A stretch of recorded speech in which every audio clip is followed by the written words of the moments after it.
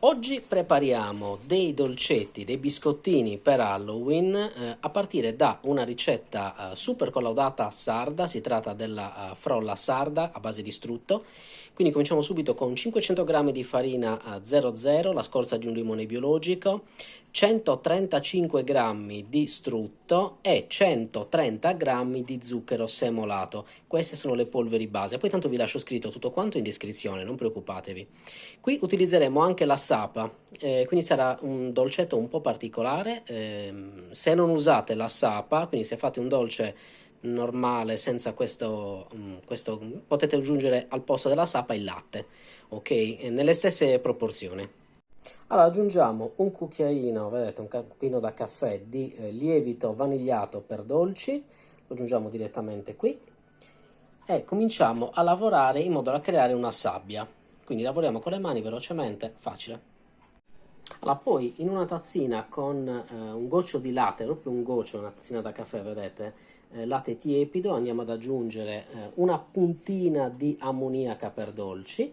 E intanto che lavoriamo il nostro impasto, la prima fase, andiamo ad aggiungere questo, diamo una girata e lo lasciamo agire.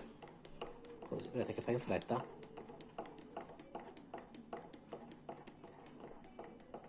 Allora, ecco il risultato che abbiamo ottenuto, come vedete è una bella sabbia.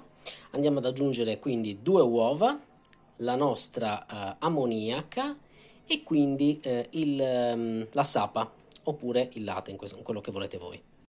Allora, per quanto riguarda la sapa è circa un terzo di bicchiere, ok? Non esagerate anche in questo caso.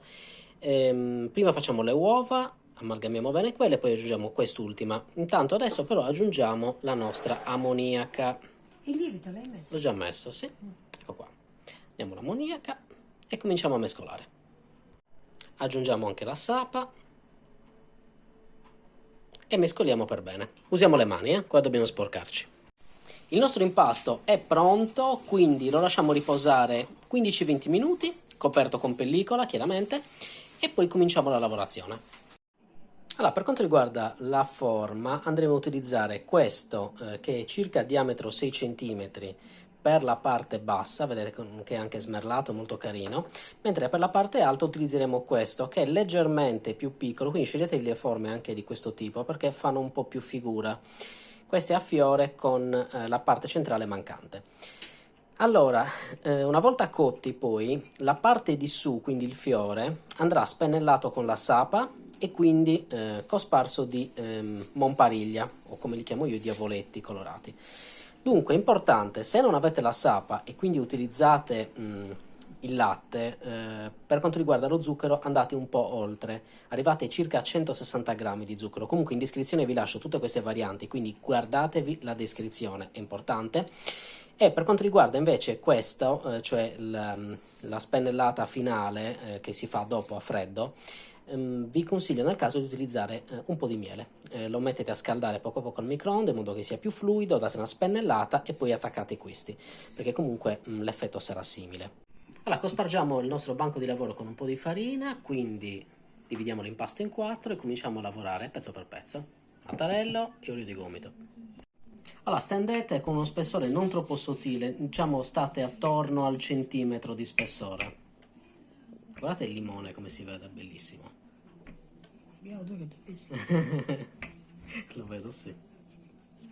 Allora, ricaviamo le forme, fate una di un tipo e una dell'altro in modo da non da farli pari. Adesso abbiamo fatto due, ricaviamo due forme di questo. C'è tanto di questo, Sì, sì. questo è piccolino. Vabbè, ma nel dubbio è meglio farle così, sono già pari ed è pronto, è più semplice.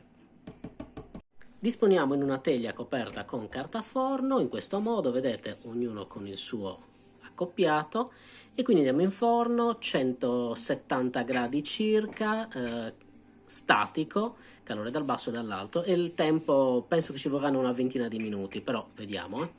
Per quanto riguarda la confettura, chiaramente utilizziamo l'albicocca, che è quella più tradizionale sarda. Allora, una cosa che mi chiedete spesso, quindi ve lo dico, con questa quantità di impasto vengono tra i 16 e i 18 biscotti utilizzando queste dimensioni. Eccoli usciti dal forno, hanno cotto per 16 minuti precisamente, però verificate chiaramente perché ogni forno cuoce in modo diverso, quindi dovete stare un po' attenti. Però questi hanno la cottura giusta, devono essere un po' dorati ma chiaramente non devono essere bruciati, quindi state attenti, seguiteli.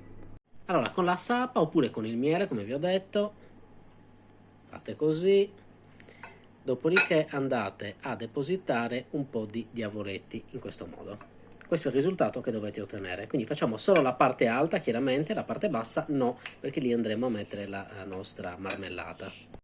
Allora, ecco il risultato, quindi passiamo alla finalizzazione del dolce. Marmellata e assemblaggio. Allora, aggiungiamo la marmellata, non esageriamo, chiaramente non deve essere stracarico, anche perché gli zuccheri è meglio dosarli un pochino. Quindi disponiamo la parte superiore, così, e mettiamo da parte. Continuiamo fino a esaurire tutti i nostri dolcetti. Ed ecco il risultato che abbiamo ottenuto. Guardate che carini, sono cicciotti e sono ultra tradizionali. Questa è una frolla tipica della mia regione. Se volete potete anche farli senza lievito, verranno più piatti, ma io sono sempre stato abituato a mangiarli così. Da bambino mia nonna ci metteva il lievito, li faceva in questo modo, quindi ho continuato a farli con la sua ricetta. Guardate e gustate. Se provate questa ricetta fatemi sapere cosa ne pensate.